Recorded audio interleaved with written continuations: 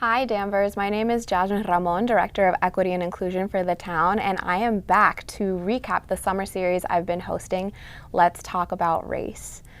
Fortunately for the audience, today joining me is Karen Greisdorf, who is the most recent appointed member of the Human Rights and Inclusion Committee, along with a member of our community.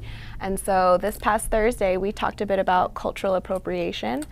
I'm curious, Karen, had you heard that phrase before, and what, if anything, did you learn that might have been new from your group's conversation? Thank you, Jasmine. It's great to be here.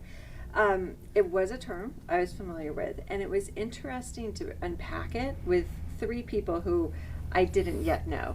But through the course of the conversation, really felt like I was walking away with three new neighborly friends. So while it was a term I was familiar with, others in the groups, we were all familiar with it to varying degrees. And so we had an opportunity to really unpack what it meant for us, both personally, but also kind of more culturally, right? And then it's cultural appropriation sort of shows up in terms of food, fashion, style, right?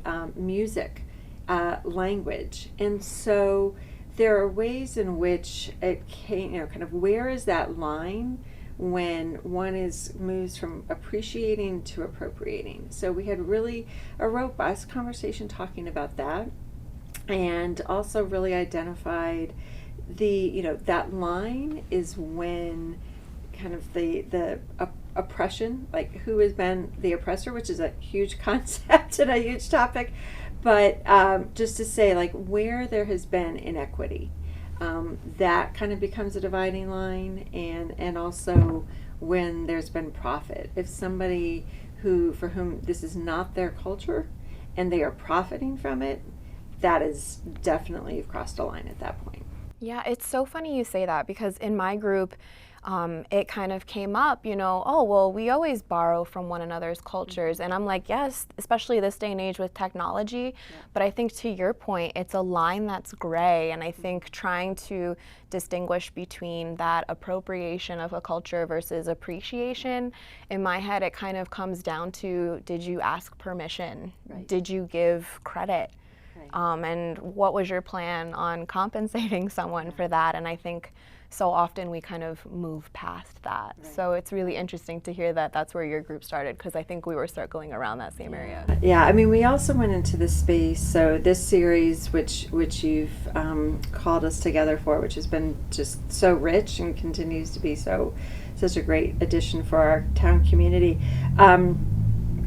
We talked about how, okay, so we all love Italian food, or there's this or that, right? But the series is really calling us to honestly sort of address and have a conversation around Black, Latino, Latinx, Hispanic, Asian, Indigenous communities and impact and experience. And so we began, it was like, sure, we can talk about, say, background and history and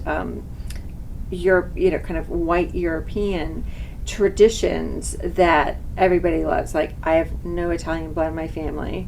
I love me some good, pasta, but is that appropriation? Is that appreciation? So we kind of like started having this sort of thorny, and that's where I say thorny just because it's like, is it, Yeah. And no, that's not, right? Because I'm not profiting, and that's where we felt we needed to come up with, like, we need to know kind of when it is and when it isn't, and that was really interesting and related to the larger ongoing conversations of the series. I love that, and it's coincidental since I planned the schedule, but it's also, for me, this conversation came at the time that I'm working with community volunteers to start planning Celebración, our second annual Danvers Latinx or Hispanic Heritage Month celebration in the fall, and that has come up for me as a Latina and one other Latino together on that planning team, and we're thinking about where are the opportunities for us to share our culture with the community, and what aspects of this are going to be kind of just for our community, our Latinx and Hispanic community, and how do we hold that in the same space Yes. And welcome everyone and Yes. still kind of pivot and navigate that in a way that can be thorny sometimes. So I love that. And so thinking about that and how you've kind of given this great overview of the entire series, if I had to ask you to bring more people, right, what might you say to a friend or neighbor or colleague to convince them to come to a series like this? What I've appreciated, and I think others have and would as well, is really the opportunity to build community, particularly still coming out of a pandemic time. But this is not necessarily. We don't necessarily have a front porch culture here in New England, right? I moved here from the southern U.S. and it's just a sort of it's a different vibe, right? So coming into spaces like this to be able to meet other community members and to really build relationships and to build trust and understanding, right? And to be willing to kind of risk not understanding, but to find a way together in conversation. You can't really put a price on that, and it's invaluable. The Thursday evenings I've been able to attend have been just really precious in that regard, just to get to know other people and to share stories, because stories can be so incredibly powerful. I also think it's really important that as we're engaged as a town in the strategic Danvers process, that we can only go so far, we can only thrive so much as a town, unless we engage in conversations around race, right? And sometimes people have a level of fear of the unknown. But what I've found through the space that you and your team have created, and those of us who show up, right? It's safe space is an overused term, but I would say it's a comfortable space. It's a comfortable community space, and having these conversations I think are really, really important as we do this work as Strategic Danvers and thinking about not only where we've been and celebrating that, but where we want to go as a community. Thank you so much for that. I love that overview. I think week to week I've become increasingly appreciative as well of just the diversity of participation.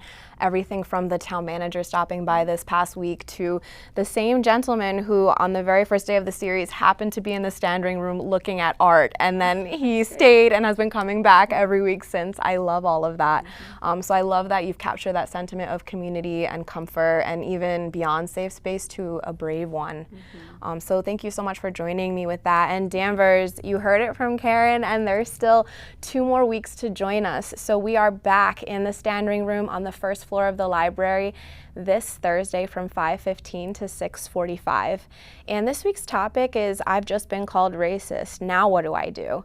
And that's a real opportunity to explore how to work past the defensiveness that comes with being called in or even called out. And so I invite everyone from emerging allies to longtime advocates to come join us and engage with your neighbors in these important conversations.